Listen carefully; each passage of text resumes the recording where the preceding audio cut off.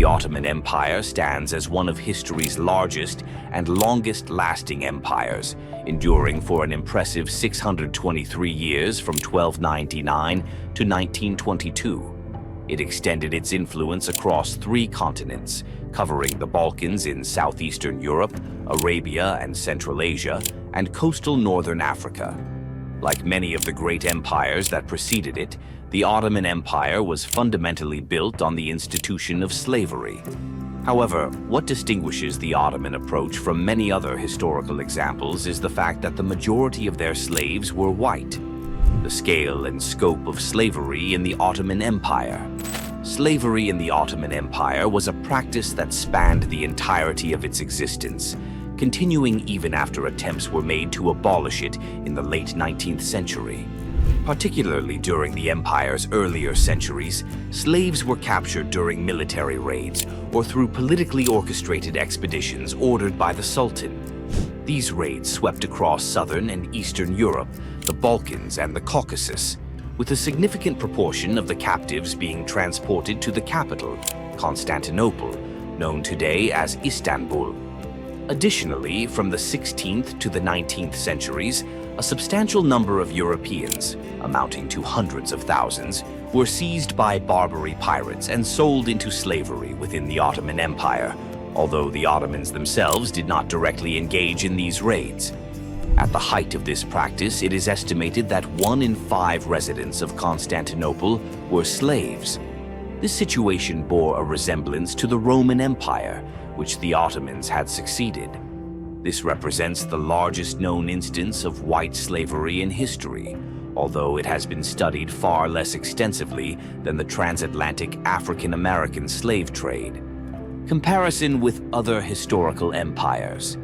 In many ways, the Ottoman Empire mirrored the infamous Christian Crusades, led by figures such as Richard the Lionheart, who marched across Europe to forcibly convert people to Christianity and claim their lands. The Ottoman Empire conducted similar operations, albeit under the banner of Islam. Rather than imposing Christianity, the Ottomans captured Eastern Europeans and young Christian boys, converting them to Islam and drafting them into a special branch of the Ottoman military known as the Janissaries, which will be discussed in greater detail later.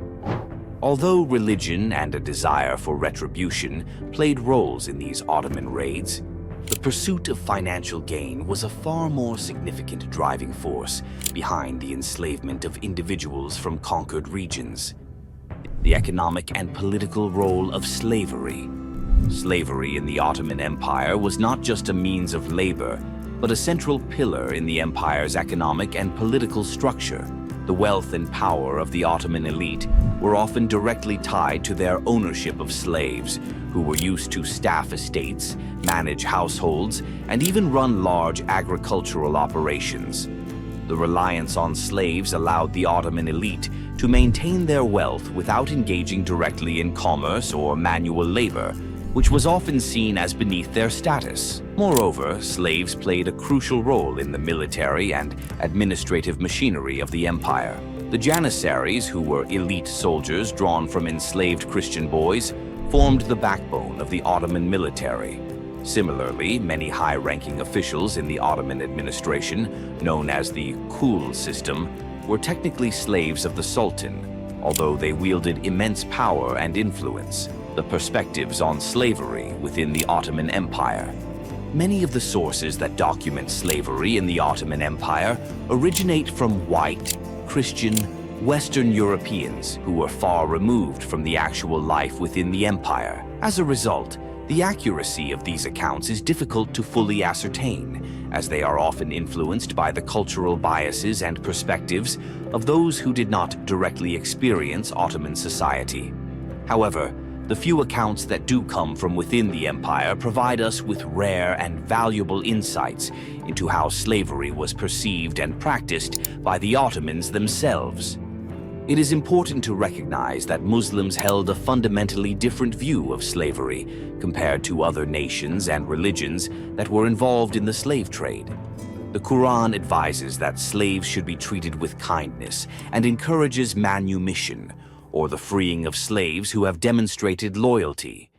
According to the Quran, slaves are considered to have the same moral standing as their masters, although they hold a lower legal status.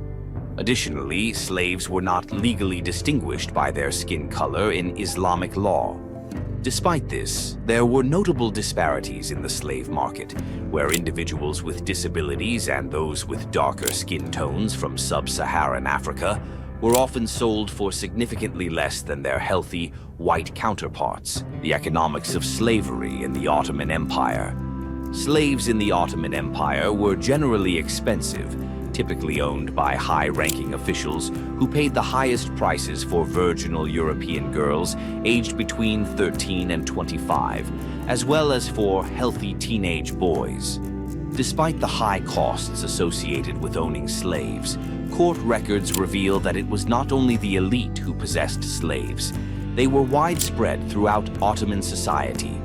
Slaves worked in a variety of roles, including domestic service, agriculture, trade, military service, and were also forced into sexual slavery. White women generally held positions within households, often being assigned higher-profile tasks, such as managing the home and caring for the ladies of the house. In contrast, African slaves were usually given the more menial tasks. Male slaves often worked as laborers or farmhands. However, domestic and labor slaves rarely remained in bondage for their entire lives. Many were able to use their years in slavery as a means of social mobility and slavery. Further examination of court records indicates that citizens of the Ottoman Empire often adhered to certain Islamic principles regarding slavery. It was common for masters to free their slaves upon the master's death or even before. Typically, slaves who were black experienced around 7 years of bondage, while white slaves were held for about 9 years, after which they were often freed if they had demonstrated loyalty. Upon gaining their freedom, these individuals usually advanced in their respective fields, often becoming foremen or overseers. As freed individuals, they became contract workers or clients of their former masters, earning wages for their labor. Evidence from Sharia court records suggests that newly freed slaves were generally accepted into Ottoman society, particularly in smaller towns, where they enjoyed a significant degree of economic and social independence. The dark side of slavery, the sexual slave trade. However, there was a darker aspect to slavery in the Ottoman Empire, which was already a grim institution: the sexual slave trade. This trade can be divided into two main categories: young girls who were captured during war raids or sold into slavery by their impoverished families, and those who were placed in the imperial harem. The less fortunate female sex slaves were expected to be sexually available to their male masters, though not to the husbands of their female owners, and were often housed within a harem. Despite the harsh reality of their situation, these women did have certain rights that were not extended to other women in slavery, if that could be considered a form of luck. For instance, if a harem slave became pregnant, she could not be sold into further slavery, and she would be granted freedom upon her master's death. Moreover, any child she bore would be born free and could not be sold or given away. Sexual slavery of boys. Young boys also fell victim to sexual slavery, although they typically worked in bathhouses or coffee houses. To modern sensibilities, it may seem strange that being sold into sexual slavery was not always seen as entirely negative. In fact, while many were tragically sold into this life out of desperation and poverty, a significant number were sold with the intention of taking advantage of the social mobility that came with the position, particularly if they secured a role within the imperial harem. Most of the accounts regarding the imperial harem are highly sensationalized, filled with exaggeration and lacking substantial evidence, especially those written by Western authors. This is largely due to the fact that even many Ottoman citizens themselves were unaware of what transpired within the imperial harem, as those within were kept isolated from society and sworn to secrecy. The role of concubines in the imperial harem. Slaves within the imperial harem, known as concubines, often used their positions as a means of social mobility. They enjoyed greater freedom and luxuries than many free individuals, although they were still slaves. Guarded around the clock by black eunuch slaves, they held positions of power and had the potential to marry high-ranking officials or even become one of the Sultan's wives. During the period from 1533 to 1636, some of these women wielded significant political influence, often having the ear of powerful men. However, despite the appearance of voluntary submission, these women were still forced to comply with the desires of the men around them, with no choice in the matter. Limited sources suggest that very few harem slaves were ever freed from their roles as concubines. The Janissaries, slavery, and military power. Now, let's take a step back to the 14th century and focus on the young boys who served in the Ottoman military branch, known as the Janissaries. The Janissaries were young boys taken as a form of blood tax, known as devshirme, at the conclusion of battles, and assimilated into the elite ranks of the Ottoman army. This practice was justified by the Sultan under Islamic law, which entitled the Sultan to 1/5 of the spoils collected in battle. Beginning with the third Sultan, Murad I, humans were considered a legitimate part of this booty. Once captured, these boys were forcibly circumcised, converted to Islam, and subjected to rigorous training as part of a slave soldier regiment. They underwent extreme discipline, which transformed them into highly focused and elite soldiers. The role and rules of the Janissaries. The Janissaries were bound by strict rules. They were forbidden to grow beards or marry before the age of 40, and were expected to demonstrate absolute loyalty to the emperor. In return, they received wages, were supported during battles, and became one of the first military regiments to train in the use of firearms in the late 14th century. In some cases, parents even bribed officials to take their children into the Janissary ranks, hoping to elevate their family's socio-economic status. By the 1600s, the demand for Janissary troops had surpassed the number of boys available through the devshirme system.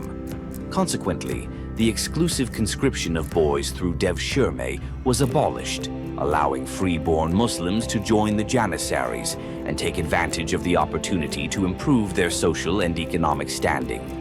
The devshirme system, a unique aspect of Ottoman slavery.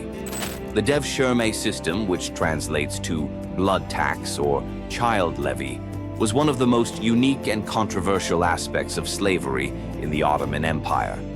This system involved the forcible recruitment of Christian boys from the Balkans, who were then converted to Islam and trained as Janissaries. These boys, often as young as 8, were taken from their families and brought to the capital, where they were educated, converted to Islam, and trained in various disciplines. The devshirme system was not universally hated. In some cases, families saw it as an opportunity for their children to rise to positions of power and influence within the empire. However, it was also a source of resentment and fear, as it represented the loss of children and the imposition of Ottoman control over Christian populations. The eunuchs, power behind the throne. Another significant group within the Ottoman slavery system was the eunuchs, who played crucial roles within the imperial court, particularly in the harem. Eunuchs were castrated men who were often purchased as slaves or captured during military campaigns.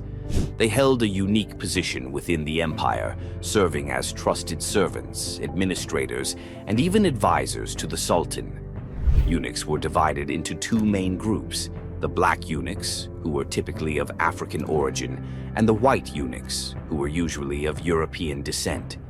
The chief black eunuch, known as the Kislar Aga, was one of the most powerful figures in the empire, responsible for the administration of the imperial harem, and often wielding significant influence over the Sultan. The role of slavery in Ottoman society. The concept of white slavery in the Ottoman Empire is complex and cannot be easily categorized, especially when compared to other periods and regions in history. The scarcity of sources leaves us with an incomplete understanding of slavery and the treatment of slaves within the empire. However, what we do know presents a multifaceted and not entirely negative picture, particularly when contrasted with the transatlantic slave trade. Slavery was deeply ingrained in Ottoman society and played a significant role in the empire's social, economic, and political structures. While the practice of slavery was brutal and dehumanizing, it also provided opportunities for social mobility, particularly for those who were able to rise through the ranks of the Janissaries or the imperial Harem. The decline and abolition of slavery. The decline of the Ottoman Empire in the 19th century coincided with growing pressure from European powers and internal reformers to abolish slavery. The empire, facing military defeats and internal strife, began to implement a series of reforms known as the Tanzimat, aimed at modernizing the state and aligning it more closely with European norms. As part of these reforms, the Ottoman government took steps to curtail the slave trade, particularly the importation of African slaves. In 1847, the empire officially abolished the slave trade, although the practice of slavery itself continued in various forms until the early 20th century. The abolition of slavery was a slow and uneven process, influenced by both internal and external pressures. The legacy of slavery in the Ottoman Empire. The legacy of slavery in the Ottoman Empire is complex and multifaceted. While the empire's reliance on slavery is often overshadowed by its military conquests and cultural achievements, it remains a significant aspect of Ottoman history. The empire's approach to slavery, particularly its emphasis on social mobility and the integration of slaves into the broader society, sets it apart from other historical examples of slavery. However, this does not diminish the brutality and suffering experienced by those who were enslaved. The Ottoman slave trade, like all forms of slavery, was a system of exploitation and dehumanization that left lasting scars on the societies it touched. In conclusion, the Ottoman Empire's use of slavery was a defining feature of its history, shaping its social, economic, and political structures. While the practice of slavery in the Ottoman Empire was in many ways unique, it was still a system of oppression that exploited countless individuals for the benefit of the ruling class. As we reflect on this dark chapter of history, it is essential to remember the complexities and nuances of the Ottoman slave system, as well as the enduring impact it had on the people and societies involved. If you're interested in exploring more about slavery and other darker aspects of history, be sure to like and subscribe for more intriguing and thought-provoking content.